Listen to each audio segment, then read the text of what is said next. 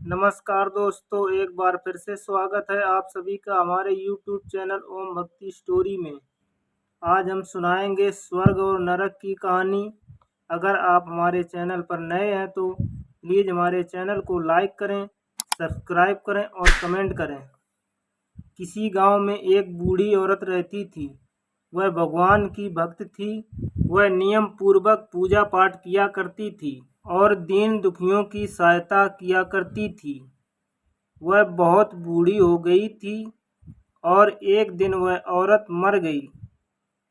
फिर उसे यमराज लेने आए तो उस बूढ़ी औरत की आत्मा ने यमराज से कहा कि आप मुझे स्वर्ग ले जाएंगे या नरक। तो यमराज बोले, दोनों में से कहीं नहीं।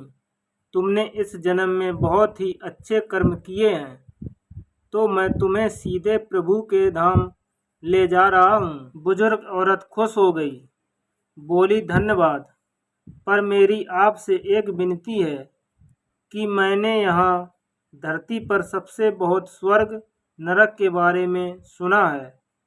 मैं एक बार इन दोनों जगहों को देखना चाहती हूँ। यमराज बोले, तुम्हारे कर्म अच्छे हैं, इसलिए मैं तुम्हारी ये इच्छा जरूर पूरी करूँगा। चलो हम स्वर्ग और नरक के रास्ते से होते हुए प्रभु के धाम चलेंगे। यमराज उस बूढ़ी औरत को लेकर चल पड़े। सबसे पहले नरक आया। नरक में बूढ़ी औरत ने जोर जोर से रोने की आवाज़ सुनी। वहाँ नरक में सभी लोग दुबले पतले और बीमार दिखाई दे रहे थे। उसी बूढ़ी औरत ने एक आदमी से पूछा, यहाँ आप लोग की ऐसी हालत क्यों है? तब वह आदमी बोला, तो और कैसी हालत होगी, मरने के बाद जब से यहाँ आए हैं हमने एक ही दिन भी खाना नहीं खाया। भूख के मारे हमारी आत्माएं तड़प रही हैं। बूढ़ी औरत की नज़र एक विशाल पतीले पर पड़ी, जो कि लोगों के कद से करीब 300 फुट ऊंचा होता।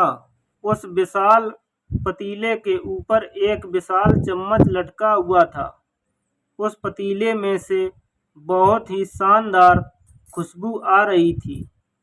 बूढ़ी औरत ने उस आदमी से पूछा, इस पतीले में क्या है?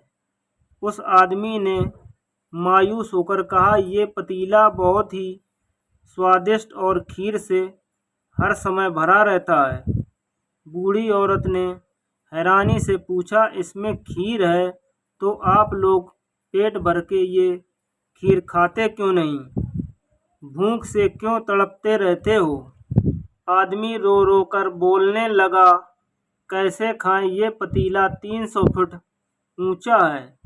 हम में से कोई भी उस पतीले तक नहीं पहुंच पाता है। बूढ़ी औरत को उन पर तरस आ गया। सोचने लगी, बेचारे खीर रखी हुई है, पतीला होते हुए भी भूख से बेहाल हैं।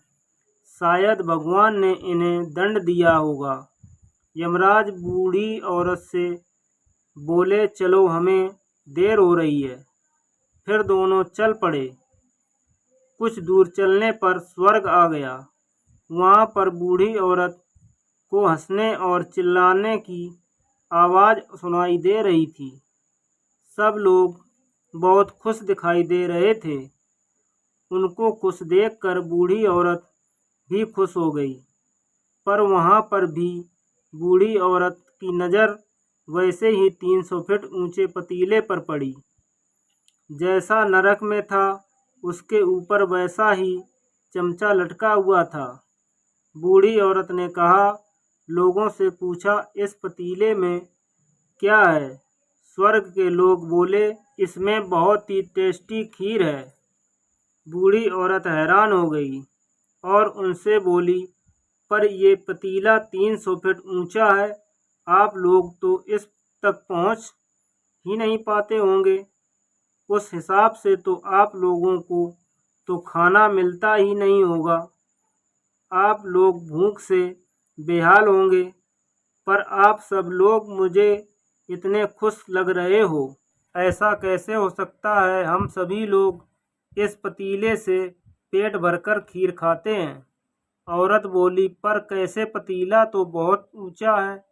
तब वह लोग बोले, तो क्या हो गया, पतीला ऊंचा है, यहाँ पर कितने सारे पेड़ हैं।